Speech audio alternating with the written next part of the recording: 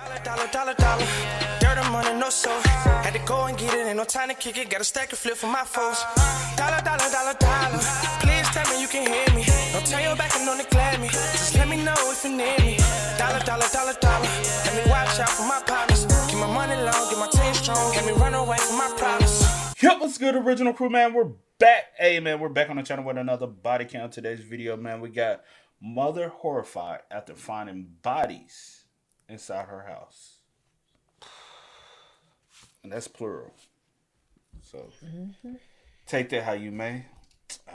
Yeah. Hey, make sure y'all check out the links in the description box. Down below. You already know where to go. If you want to first pour, you got to do it. Check out down below. Also, if you enjoyed today's video, like it with a thumbs up. Well, highly appreciate it. But let's go ahead and get into it. Let's check this out. Let's see what's about. You ready? I'm ready. Oh my God. You need to get the police out to Long Acre Lane. My son is in the basement tied up at his house. I just saw him through the window. Him and his girlfriend are tied up in the basement. This mother has just discovered her son and his girlfriend in a state no one can imagine. But as the layers are slowly peeled back, the truth points in more than one direction. However, a major witness overhears something that would send chills down everyone's spine. All right, then what'd he say? Then the next thing he said was, "Who the hell are you?" And then that's when I heard the other person in the background, but I couldn't hear what he was saying. She said she just drove by the house and the house looks ransacked. On January 30, 2011, Ohio police receive a call from a concerned mother. She requests a welfare check on her 21-year-old son, Johnny Clark, and his 20-year-old girlfriend, Lisa Straub, after receiving terrifying information suggesting something is seriously wrong. My heart is beating out of my chest. I just got a call from one of my son's friends. Okay. Her phone number, I have it right here. She just picked my husband up too. She was on the phone with my son and his girlfriend, and he was supposed to go pick her up. He was telling her he was going out the door, and all she heard was the phone drop and heard my son saying in the background, "Who are you? What do you want? What are you doing here?" And she said she just drove by the house, and the house looks ransacked. All the lights are on. My son's not answering, and neither is the girlfriend. The couple is staying at the Straub family home, but Lisa's parents are out of town, leaving Lisa and Johnny alone in the house. Growing increasingly alarmed with the information provided by Tiffany Williams, Johnny's father goes to the residence along with her and Zachary Burkett, also known as Zach, as officers arrive to check on the couple. Police search the area around the home, but find nothing suspicious. The blinds and shutters of the house are closed, blocking any view inside. But with no signs of visible disturbance and no probable cause to go inside, they leave. Meanwhile, calls and messages to Lisa and Johnny go unanswered. Johnny's mother senses something is deeply wrong, and she places yet another call to the police, insisting they return. 4 cop cars were already out at this residence. They're not there, and her car is in the driveway. I want to know where my son's at. Okay. I want to know where my son and his girlfriend are at. I want to know if they got abducted by whoever tried to assault them and rob them. And it's pretty funny that this girl named Tiffany, which is there right now by the residence, waits 2 hours to call somebody and report this. Okay. Well, like I said, we were out there. There was nothing going on there. Okay, where is my son and his girlfriend and her car's in the driveway? How would I know that, ma'am? I need to report my son missing. Once again, officers check the outside, but leave the residence without finding anything. Oh, Lord. However, the Clarks have already sensed that something is wrong. Refusing to believe everything is fine, they begin their own search. At the back of the house, Johnny's father notices a window with partially open blinds.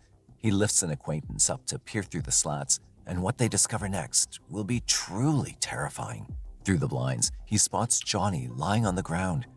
Seeing this, John immediately kicks in the front door and rushes inside, where he finds his son and Lisa in a gruesome state. I found them, and I ripped off the bag off my son's head. You found them tied up with bags around their head. Then went to her and did the same. He attempts CPR on the couple, while his wife calls law enforcement a third time. God. Oh my God. You need to get the police out to Long Acre Lane. My son is in the basement tied up at his house. I just saw him through the window. The police were out here earlier and did absolutely nothing. Both cell phones are on the ground and we can see the people. Him and his girlfriend are tied up in the basement. Okay. Okay, all right, we'll get them out there. Get the cops out here. I told them earlier and they Okay, wouldn't ma'am, listen to you me. need to calm down. We'll get them out there. But yelling at me They're unconscious. They're unconscious, ma'am. Police arrive at the Straub residence shortly after 4 a.m. and discover Johnny and Lisa lying on the floor near the kitchen dining table. The couple's hands are bound behind their backs with duct tape, and plastic bags are secured over their heads. Johnny's ankles are also bound, and through the positioning of their clothing, it appears that both of them have been dragged here. There are no gunshot or stab wounds, deepening the mystery surrounding their deaths. To dig deeper, investigators move... So no gunshots, no stab wounds. Could be the bag, over the head. With them being also with them being bound. Yeah. How are they? Because we just now learning about that situation. How are they being bound? You know what I'm saying? Like, it depends on that. People can die from that, especially with being bound and with a bag over your head. That could be the cause of the death. Or it could be a plethora of anything, bro. Room by room, and almost immediately, the house begins to speak. On the ground, they notice a plant pot and a clock lie overturned. The kitchen cabinets hang open with broken fragments of a cell phone scattered across the floor. In the sunroom, a torn photograph of the couple is left behind, abandoned in plain sight. Then the door between the garage and the kitchen captures their attention. Who would tear up a photograph of you two? Sounds very personal. In plain sight. Then the door between the garage and the kitchen captures their attention. The door is bent around the deadbolt with the frame bowing inward, suggesting someone tried to force their way in. As they move upstairs toward Lisa's room, the damage is far worse. The door shows impact damage around the lock, suggesting it was flung open forcefully from the outside as she tried to barricade herself in. Inside the room, the drawers are pulled out and emptied, with the mattress in the master bedroom shoved off its box spring. Clothes are also flung across the walk-in closet, and a dresser's been pushed forward, exposing a hidden panel.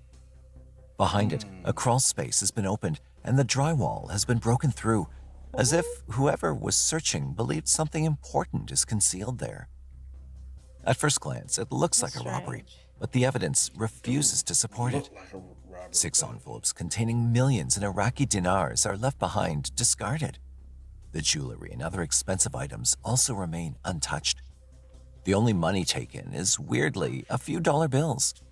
The crime scene looks anything but normal and suggests more than one person must have been involved, as they find multiple individuals' DNA at the crime scene, as well as on the duct tape. It raises more questions than answers, but what is waiting for them will be far more tangled than they imagine.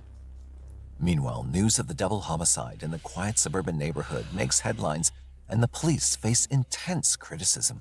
Joey Jackson, do you realize that the police, in coming there 2 different times, the first time they stayed, I think, 11 minutes, the second time they came 30 minutes, they knew that the 911 call said that the son had said, "Who are you? Why are you here?" And it's the family that had to find the bodies with the plastic bags over the heads? With mounting pressure, officers turn to their only lead, the person who overheard the beginning of the attack, Tiffany Williams. She and 17-year-old Zach were supposed to meet the couple that night, but instead witnessed this horrible situation. Officers send Zach for a polygraph test and bring in Tiffany for an interview, hoping to uncover the truth. What she reveals will give them a glimpse of Johnny and Lisa's final moments. Let's talk about talking to Johnny and Lisa. Was there supposed to be a party? No. No party. There wasn't supposed to be a party. No, they didn't invite anybody else over. No, it was a last minute, hey, do you guys want to come over and play pool? Okay. A last minute thing. Nobody knew we was going out And there. what time, do you remember about what time you guys were, was this on the phone? Yeah. All right. Or texting? No, it was we were on the phone. But you're texting too at the same time? No. I mean, if you're not okay. No, I had texted Lisa while she was at work. Because we had talked to Johnny, and Johnny said they were going to get pills when Lisa got off work. And I was like, can you find me one, and I'll give you the money back tomorrow. He said he had to ask Lisa, so I text Lisa's phone. That's where the texting came in. Okay. Then by the time Lisa got off work, which was at, I'm guessing, 10 o'clock, Lisa had texted me back, and was like, I thought you was a friend. And then that's when I called Lisa, like, no, you took that in the wrong way. It wasn't nothing like that. Johnny and Lisa were supposed to pick up Tiffany and Zach to play pool at the house and do some pills.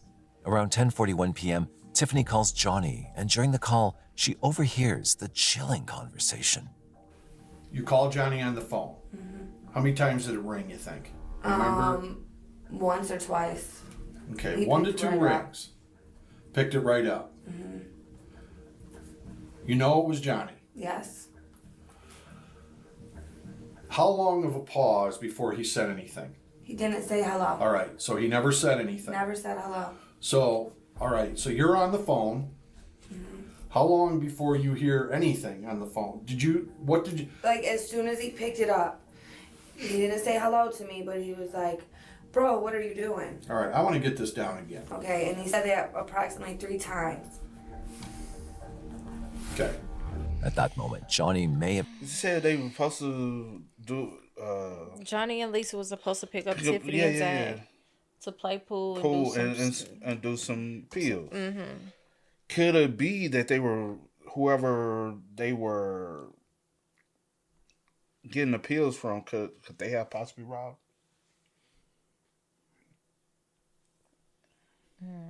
Because this is very similar to a case me and my sister was talking about the other day, and she was telling me about one of my classmates, how it sounded like they were, I can't remember, him and his other dude, they were either buying or selling. They met somebody in a dead end. One dude, he's older, but he was, I can't remember if she said he was buying or selling. But my classmate gets out the car to rob the individuals and then shoots them and kills them. And the other one's like, I ain't know nothing about it. I ain't know he was about to do that. So could it have been, because they did say it sounded like multiple people. Could it have been basically a drug deal gone bad? Could be. It's not off the table. Just witnessed the murders, and from here, the tension only escalates. All right, give me his voice. Was it, bro, what are you doing? Or, bro, what are you doing? Yeah, just like that. He sounded pissed? Yeah. Did he sound scared? No. Then what'd he say? Then the next thing he said was, who the hell are you? How many times? Once. And then that's when I heard the other person in the background, but I couldn't hear what he was saying.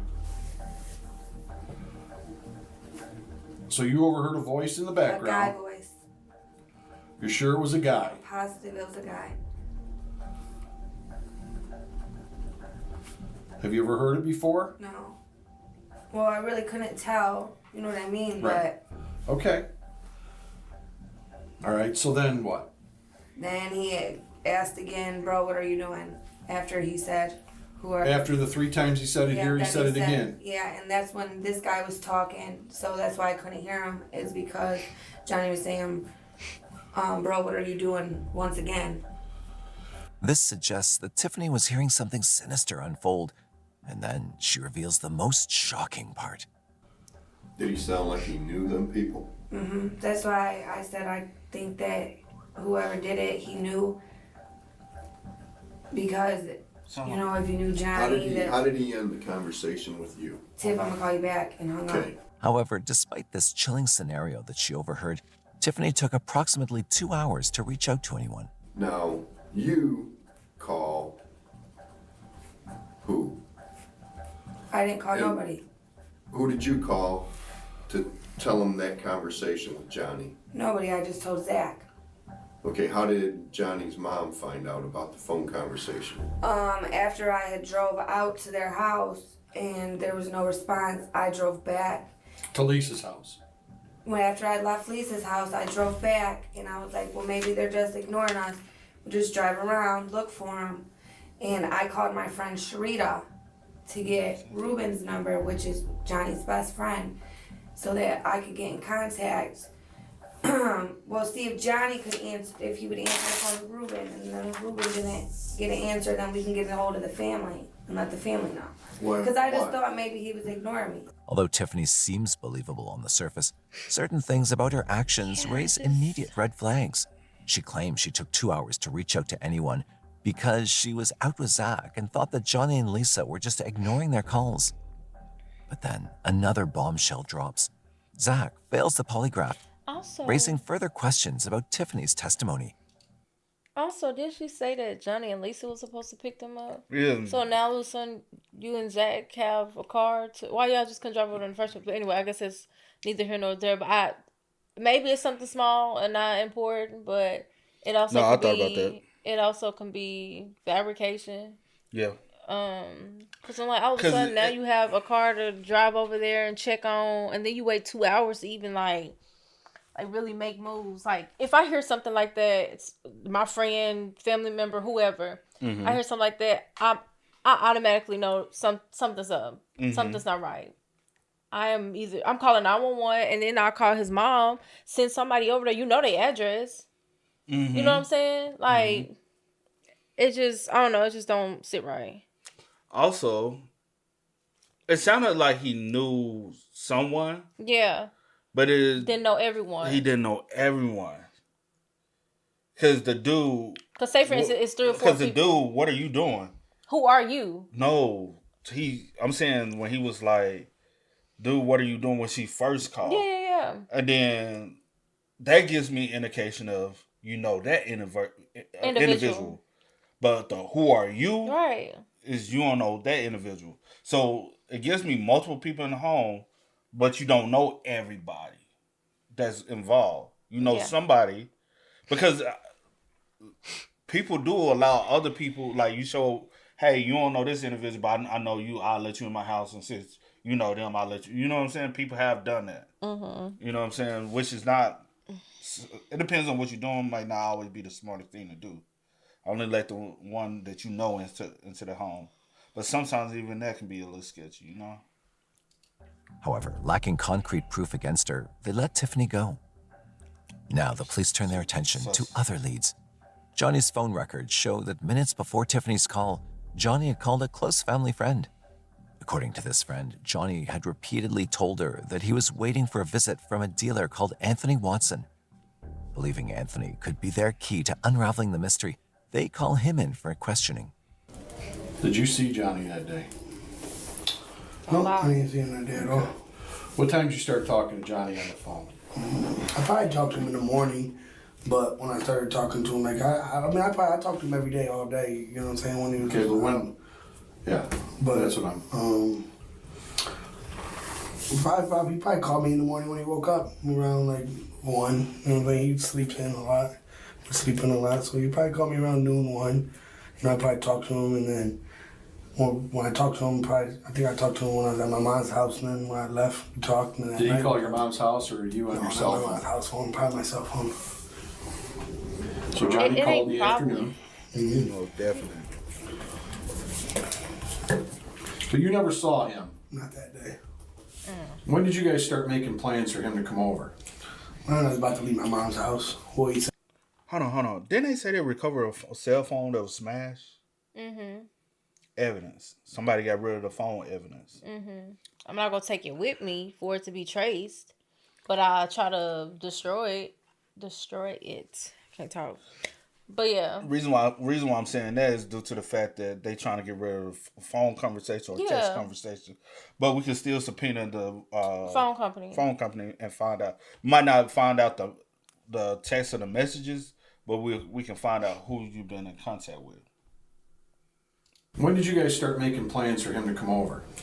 When I was about to leave my mom's house. Well, he said he was gonna, when he Lisa gets off work, he's gonna come over. And then it ended up being, I think about like 9:30 when we got home from my mom's house. And then I was talking to him on the phone, and about 10:30 he called me, he said he was gonna come over, and then I was like, no, it's too late, I'm going to sleep, I got school in the morning. Anthony's claims seem believable, but in a case already so tangled, officers can't afford to believe him fully. So they directly ask him the question they are desperately trying to answer. But Anthony is about to give them more than they could ever expect. Do you have a feeling about who might have done this? the person I thought had done it. I already passed the lie detector test, so, you know. Huh? Person in my mind, the only person I could pop up and be like, oh, I think he did it. That's, All right. I already passed the lie detector. All right, you're talking about AP. Yeah. All right. Who do you think he'd have done it with? See, I have no idea. You know, I know. I think you do have an idea. I know who it was when AP came into my house. You know what I'm saying? Who was he with? Well, this is what the word on the street was. He was with Mike Gonzalez and Adam Gonzalez. It was them three. When they robbed you, AP was with Mike and Adam. Okay, Mike and Adam Gonzalez, they cousins, brothers. I'm serious. I'm trying to get the relation. Who these folks? There's too many people. But it said AP already passed the lie detector test. That don't mean nothing. I know some people. Zach failed that lie detector test, right? That's what the word on the street was. You know what I mean? The AP Anthony mentions here is the same AP who's the father of Tiffany's baby. Oh! As Tiffany is already under surveillance. This revelation raises major red flags against her. Let's take Mike and Adam Gonzalez out of that picture right there, and you got AP. Who else? I have no idea, to be honest. No idea. What about Chris? My brother? Yeah. He don't like AP. They tried to kill me. You know, like my brother's not gonna hang out with AP. You know, they came in my house shooting. He ain't gonna hang out with AP. He don't like the kid. He wanted to fight him, and I was like, bro, just leave it alone. I don't know if he's the one that did it. You know what I'm saying? Well, I'm going to come right out and ask you, did you ever make the statement, I think my brother Chris did this? No. You didn't say that to anybody? No. So if more than one person would have sat here and told me that Tone said that he thinks his brother would have done this, everybody else is lying? Yeah, they have to be. They ain't hearing from my mouth, I'll tell you that. People talk, you know? I know people talk, but I think you're lying to me right now, Anthony. No. I think you have a feeling of who might have done this, and the reason you have that feeling is because, do you know something? I know nothing. Anthony doesn't reveal much, but he leaves them with crucial information. He urges police to focus on another of the couple's friends, 21-year-old Alex Cusino. Alex had been physically involved with Johnny. God Too damn, many bro. people. See, that's why I keep my circle small. Baby, too many folks. Who are these people? You know, when people young, they do like to have big crowds, especially when they dealing with this life. But that's too many people involved, because if something happened to you, it's hard to narrow it down because you got so many dirty hands already in play. Facts. Who is? What the Alex name come from? Narrator, you getting us? So we got. So we got Tiffany, Zach. Tiffany named somebody named Sharita that she called. I guess it's also a friend. We got Ruben. We got Alex. We got Mike and Adam Gonzalez. We got Chris. We got AP. We got too many people. It's too many people. Come on. A situation that also fueled AP's resentment toward him. She has also been involved in 2 bust-ups with Johnny, one just 2 months prior to the murders, sensing she could... What's bust-ups? Shit, you use some correct verbiage when it comes down to this crime shit. What the fuck is what is a bust-up?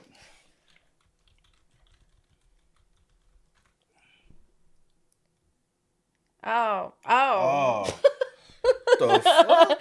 I guess, okay. I've never used it before. I have never heard that term and heard it using it. So it's a serious squall, or AKA a fight or brawl. That's crazy. Just say altercation. A bust up. Come on. That's what I'm talking about. A bust up. Just say a serious altercation. I guess because bust up just lets you know how physical it is. Johnny, a situation that also fueled AP's resentment toward him. She has also been involved in 2 bust-ups with Johnny, one just 2 months prior to the murders. Sensing she could provide them with more information or a potential strong lead, they call her in for an interview. What unravels during her interview will raise more questions than answers. Did you use, with Johnny, pills? Yeah. Smoke weed? Yeah. Did you buy your weed from Johnny? No. Did you buy your pills from Johnny? No. So, okay, after Johnny and Lisa broke up, you guys sleep together. Did you still see Johnny every so often at a... We just like bumping each other like out and about, you know. Okay. But like we didn't really hang out or nothing like that. She denies having any contact with Johnny around the murder, but surprisingly, after checking her phone records, they discover incriminating information. It shows Alex and Zach have been talking many times a day, starting days after the murders. Alex and Zach. Yeah. I'm getting my notes together because I gotta keep up with It's this. a lot of There's so many names. people. So Alex and Zach. I spell his name with H, but you know who I'm talking about. Okay. Cause like Zachary. That's how you spell it. That's how I spell it. You talk to Zach a lot on the phone. Mm-hmm. A lot. I know. I call him all the time. It's my little. What are you guys talking about? I Pills? just tell him random Weed? stuff. No, I don't get my pills and weed off of him though. That's what's so crazy. But So you've talked to Zach a lot since this whole thing's happened. that's like Zach's like my family knows Zach. My kids know Zach. Like they love him. What's Zach been like since the homicide? How's he been active? The same. Same as always? Yeah. But I know Zach's got a real bad pill problem. Real bad. That's why I'm glad he's a juvenile right now. Investigators have already gotten suspicious information about her, as Johnny's father claims that Alex threatened Johnny and Lisa over the phone. But with no evidence implicating her, Alex is allowed to go for now. Meanwhile, Anthony Watson returns to the police with a huge breakthrough. He has heard from a female friend that 3 men, including someone by the name of Samuel Williams, had attempted to rob the Straub home. They wasn't faced, you know what I mean? I guess it wasn't seen by face, but it was, you know what I mean? I guess it was, from what it was, she told me they were messed up, you know what I mean? Who was messed up? Max. The drug dealer's always the biggest snitch on. Always. I don't know why y'all be trusting these folks, boy. They. But I'm glad he talked. Go ahead, keep talking. Yeah. I don't mind no snitch. Come on. From what it was, she told me they were messed up, you know what I mean? Who was messed up? Max. Oh, Max. Yeah. Oh. Okay. So he confronted somebody. Yeah, he confronted somebody when he walked out. And then they pushed him back inside. They brought him back inside, and that's when it all went damage. And couldn't find no safe, nothing. So I guess they and checking in walls. This comes as a major tip-off, as Anthony also claims that his friend told him there was a man named Dro and a second woman also involved. At this point, I'm thinking Anthony is involved. Because you know details about going in the walls and all that. You know too much. Did and you you send throwing somebody? too many names, You bro. are. We got new names now. But it could be the truth, though. It could be. But it's just. Is so. Ooh, I like that cigarette bud right there. Mm-hmm. Soon, they also received DNA results of the cigarette butt found at the crime scene, further corroborating his claims. The result is a 50-50 match for 2 individuals, Samuel Williams, also known as Sam, and Cameo Petaway. But little did they know that the case is soon going to take an unexpected turn, leaving them wondering if whatever they discovered was actually true or just a bluff. For now, they swiftly arrest 22-year-old Sam, who has been in and out of jail before he can vanish. You know a guy named Johnny Clark? You don't know John Clark? You know a young lady named Lisa Straub? No, don't know Johnny Clark. You don't know Lisa Straub. Have you ever been to that house? It's in Springfield Township. No. Okay. You sure? I'm positive. All right. 100% positive. All right. Some more names? Yeah. You know, I'm gonna throw some names at you. You know, you tell me. You know, Tone Watson. You know Tone. Anthony Tone. Always hangs out with I know a couple of Tonys, but not. You don't go by Tone. Well, Anthony, Tony. Hangs with a dude, mixed dude, Zach, Fat Zach. You know, Fat Who's Zach. the Tonys you know? Yeah.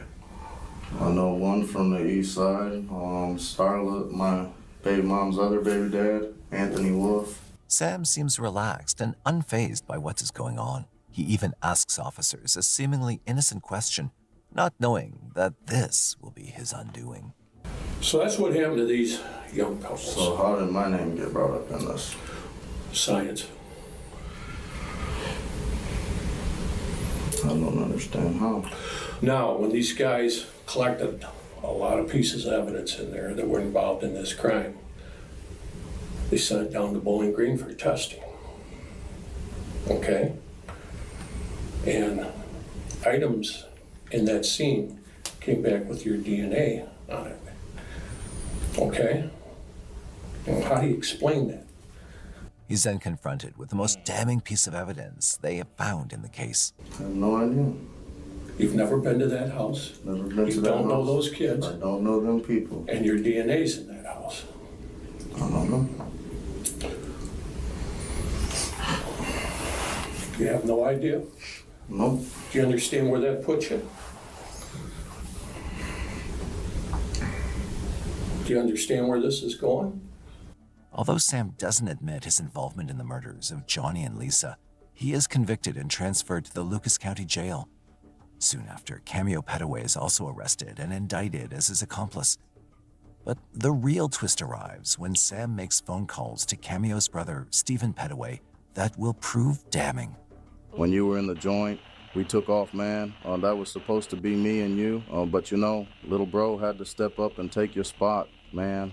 Yeah, but you know, he ain't gonna do it right like I would do it right. And Stephen, this is it. And you're going to be gone for a long stretch. While Sam and Cameo are being held in jail, a woman named Destiny Madrid comes forward with shocking claims that can flip the case on its head. She says that she was with Sam on the night of the murder. We were sitting. Oh shit! Y'all just trying to get her to be an alibi, right? Because that means nothing. His DNA is in the house. So, girl, bro. Go home, or you the unknown female that was with them. You probably was with him right in the house.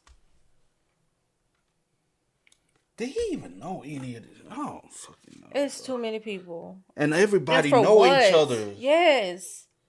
Cause Zach know a lot of these folks, but Zach, quote unquote, don't know none. Makes no sense. Right by the front door, like that table by the front door. It was like right there. There was 4 seats, and I don't know who the other guy that was with us, but I know it was me, Sam, and Larry, and then there was another person, but I don't know what his name was. But we were sitting like, here's the door and the table, like right there. We were sitting right there. Like, what was on TV then? the NFC football game. So it was either a Sunday or it might have been a Tuesday, but I'm pretty sure it was a Sunday because the NFC football game, the championship game, was on that night. Destiny insists that she remembers that night vividly, as it was Sam's cousin's birthday and they were chilling at the bar. But then the detective asks her something which would be significant in proving her claims. Finally, he was like, look, I'm sorry for the argument we had, whatever. Can we meet up? We met up, took me out, went to the bar, had a couple drinks, went to his sister's house. Like I said, I want to say it's that same night that we went back to the Bedford Hotel, but I'm not sure if it's that night or the night after. All right, what if I clear it up for you? What if I tell you that you're not on the video at the bottom line on that night? What do you mean? The bottom line has video. Right. So you or Sam are not on that video that night inside the bottom line. Or whatever bar that was. Was it the bottom line? Yeah. With this one piece of evidence, all her claims are shut down. And then they receive another lead from the jailhouse. An informant named Eric Yingling tells police that Sam has spoken to him in detail about his role in the murders. Yingling explains, Sam went through the garage and there was an entrance door to the home. Johnny was on the phone. And as he went into the house, they started yelling and getting violent. Because Johnny was on the phone. He was on the phone with Tiffany. But he wasn't on the phone. Yeah. He had just answered the phone. Yeah. And he probably had the phone in his hand and he was like, dude, what the fuck you doing? Yeah. That's so. Do that give you her LC? Cause you was sussing her. You was sussing that little bit. I'm sussing everybody. I'd still be like, they don't, just because you may not been there don't mean you didn't know or have any prior knowledge that something was going to go. Not conspiracy, but y'all conspired. It's still conspiracy on their hand. Unless you just, some people when they like retelling something, it may sound kind of like weird, sus. But we'll see. So that could have been a plot this whole time. And other people could have been, hey, I'm gonna call them, make sure they're at the house. And when I call them, you go ahead and break in because it's a distraction. Because somebody calling you, I'm looking like, all right, and then boom.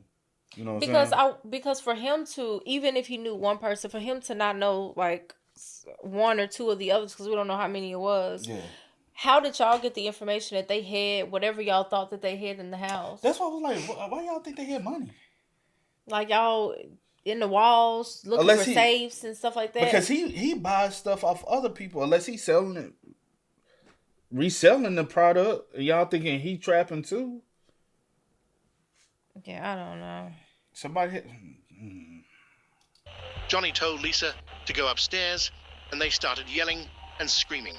And they're searching for the money, but couldn't find anything. Lisa had gone upstairs and went into a locked room. Sam had to push his way through the locked door to get in there and bring her downstairs. They were trying to torture Lisa to motivate Johnny to tell them about the money. On the third time, Lisa passed out, and she never woke up.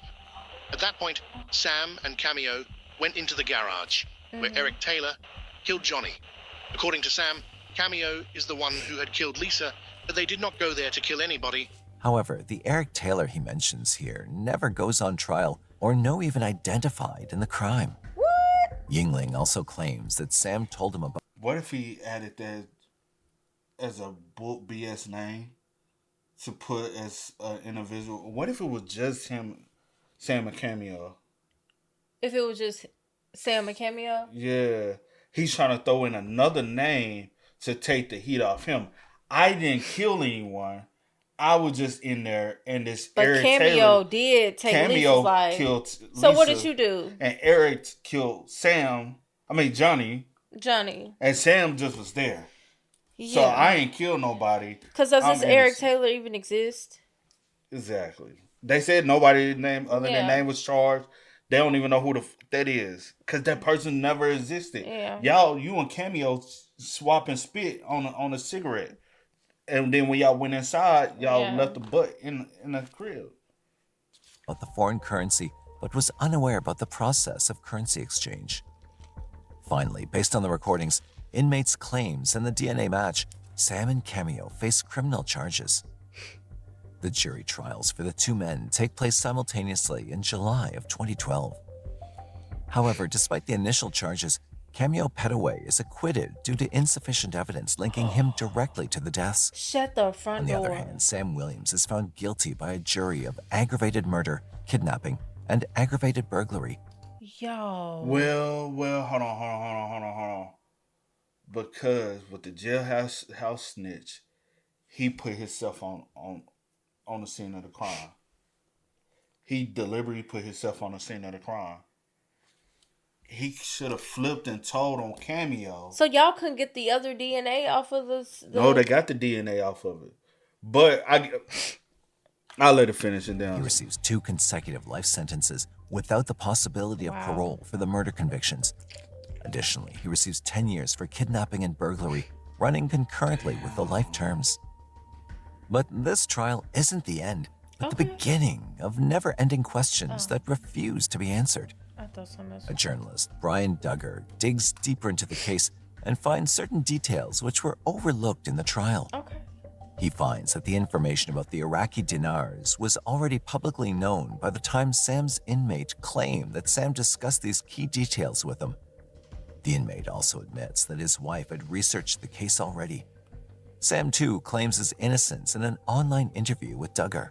I know that I was at the Bottom Line bar watching the Probo with a few other people, which one was Destiny Madrid, the girl that got arrested on my case. My cousin Larry Gilhouse was there.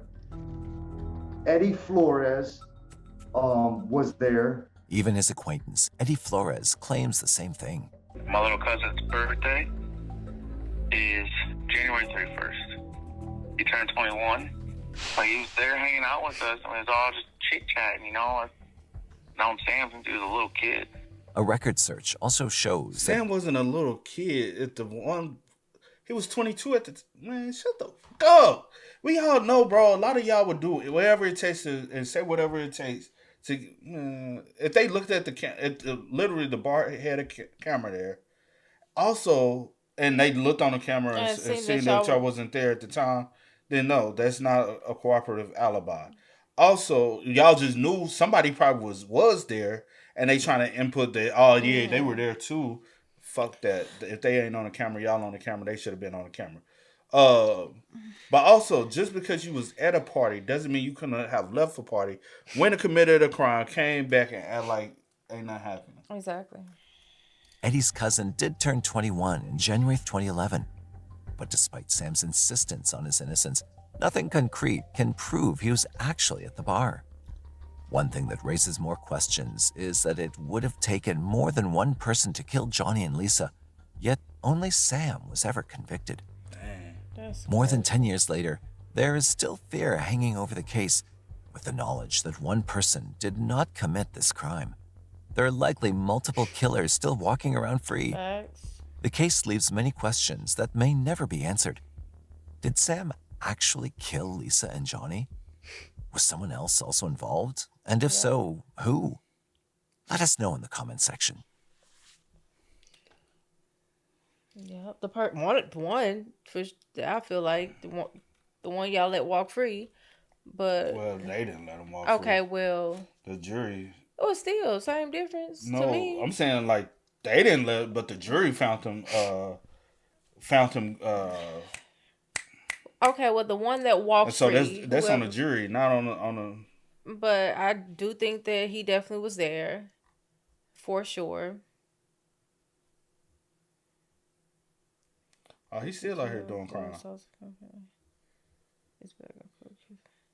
Yeah, because hold on, when did this happen? This happened in 2011. They went to trial July 2012. Yeah, but he also served 6 years. Well, y'all, we just looked him up. Sorry, but he also served 6 years in prison for beating up his girlfriend, and he's back in jail now.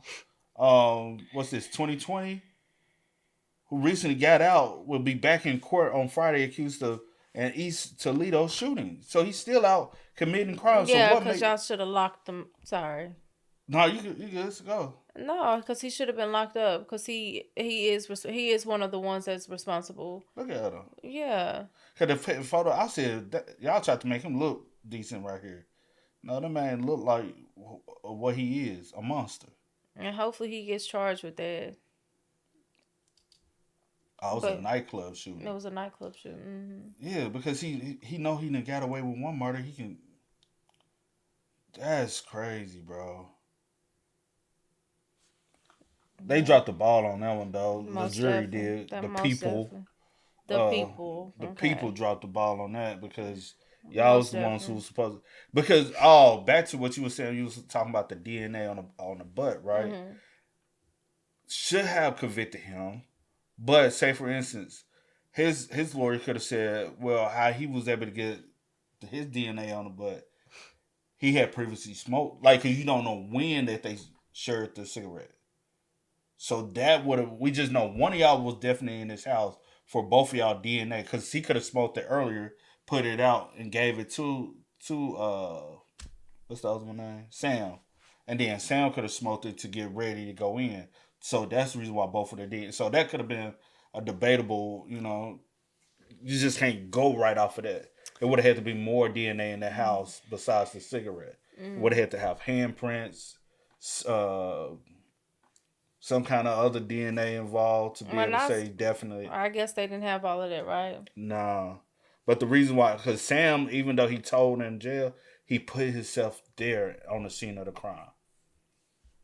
That's like if he had went to jail, was quiet, that would have been a hard case to be real to solve because you just can't say based off the cigarette. You know one of them two was in there, but you can't definitely say who was in there. Gotcha. But since he was in the jail talking, he put himself on the scene of the crime. He put the other guy, but unless he was willing to testify against Cameo. Mm-hmm. That's the only way that we're going to be able to convict him is say, hey, we both did, but he would have to plead guilty and say, yeah, I did murder them. So he was have to admit fault. He didn't want to admit fault. So. Yeah. I just think so many other people were involved other than just them two. But you think it was a whole conspiracy thing? I just think that this was something that I don't know. I for some reason, I just think it's a little bit deeper than what it is. But it could just be them two trying to come up off something they think somebody got or whatever the case may be. But it's just, and Anthony knew too much too. Anthony did know a lot, but you know, like he said, streets talk. Yeah, streets talk. We all know the streets talk. But rest in peace to Johnny and Lisa, though. For sure. Yeah. But hey, man, y'all spam us up in the comments. Y'all let us know y'all thoughts about it for us in the comments down below. But until next time, y'all know how it go, man. I do go by the name DJ New Kid. This is Sierra Nicole. We are Kid and C. We are. Go and get it, ain't no time to kick it. Got a stack of flip for my folks. Dollar, dollar, dollar, dollar. Please tell me you can hear me. Don't turn your back and don't neglect me. Just let me know if you need me. Dollar, dollar, dollar, dollar. Let me watch out for my partners. Keep my money long, get my team strong. Let me run away from my problems.